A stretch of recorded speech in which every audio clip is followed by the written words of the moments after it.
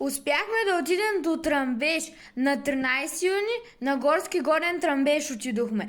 Аз, Стеф Промакс и MTBTB с наши най-яките колелета, поне за нас, успяхме да отидем, пристигнахме и скоро ще видите едно уникално спускане, където дигнахме 60-61 км.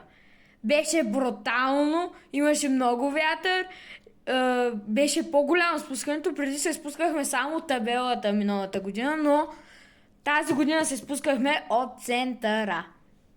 Като той тръгна по-пред мене, защото аз бях с по-тежки скорости. Скоро очаквайте ново видео за Янтра втора част и след това ще качим новото видео за Тръмбеш. Първа част. И след това втора. Втора по-лесна, ама първа трябва да видим как става работата.